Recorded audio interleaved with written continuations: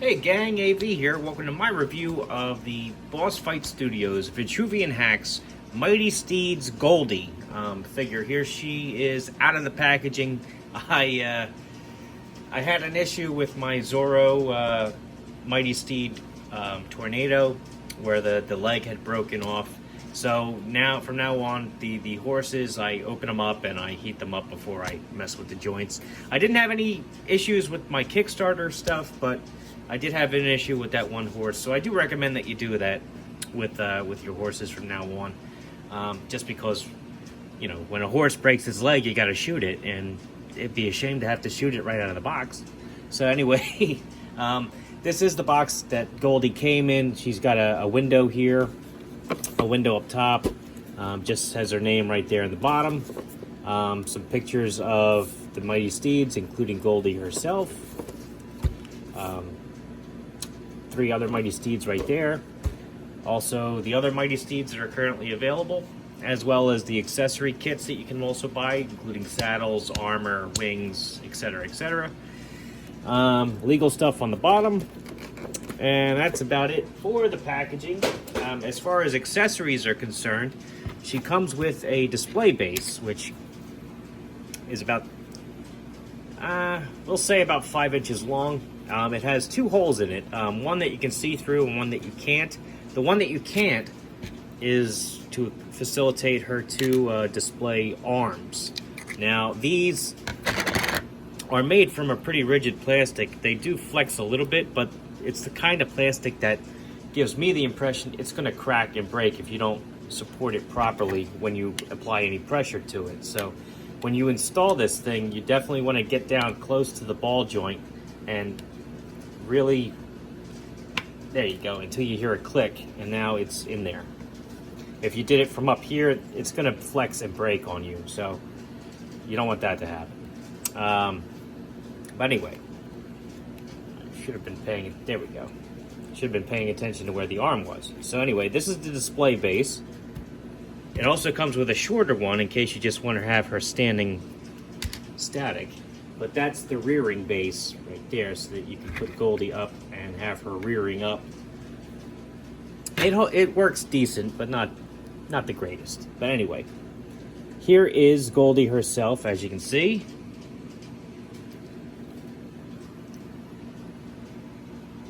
Nice paint apps on this particular horse. I really like the way it fades from gold to what like a kind of a cream color at the bottom of her hooves, as well as on the bridge of her nose and whatnot. Really did a nice job on paint wise on this. She has the standard articulation for the rest of the steeds in the line. We'll go over that in just one second, but I just wanted to point out as well that she also comes with like the wind-swept mane and tail that you normally get with like the Pegasus set, for example.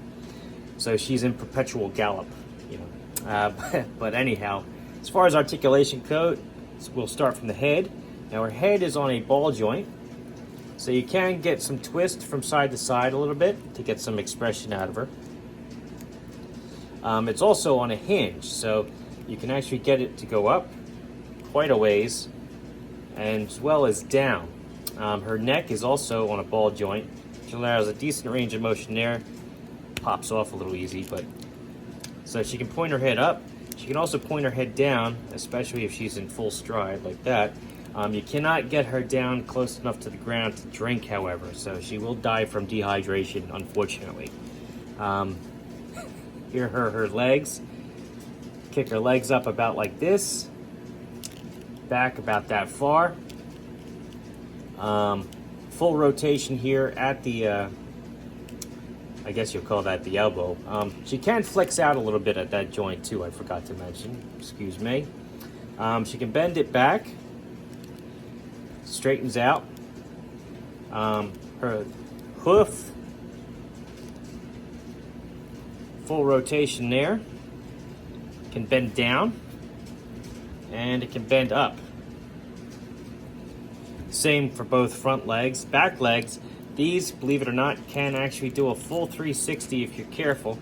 It's just on a ball joint, so you may actually pop it off if you're not careful. Pop it right back on again, no big deal.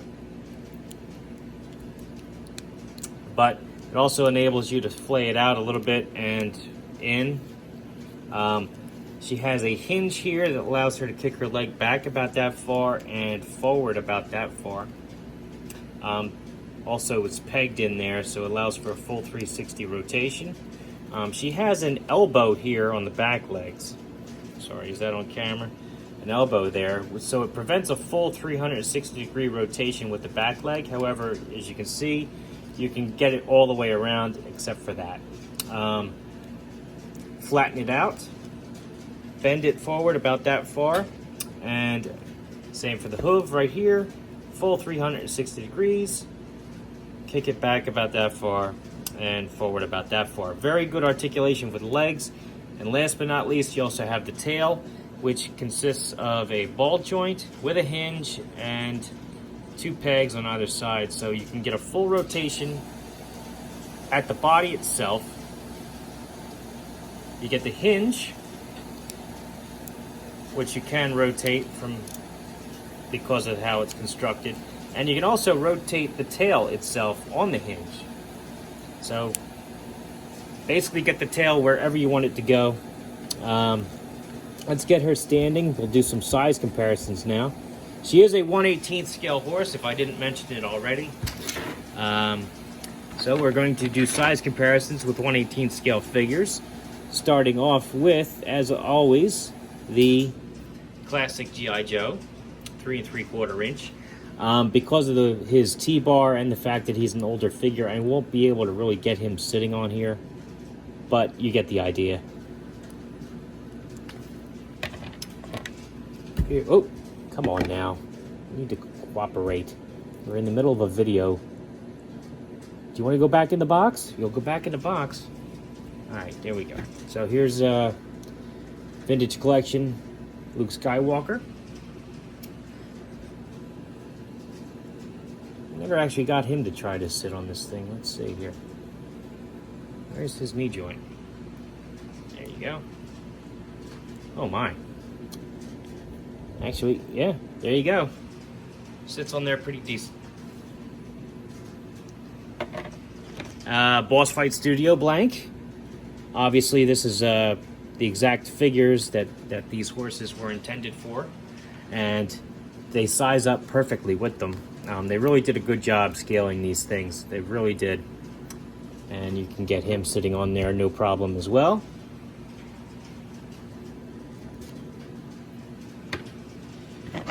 Boss Fight Studio Captain America. Or, I'm sorry, Marvel Legends, Marvel Universe Captain America. I'm off my game today, man. I apologize for this, gang. I'm usually a little bit better at this, but not today.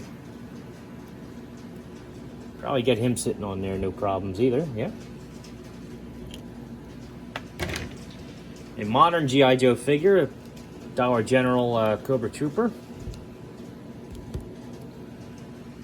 Sits on there, no issues.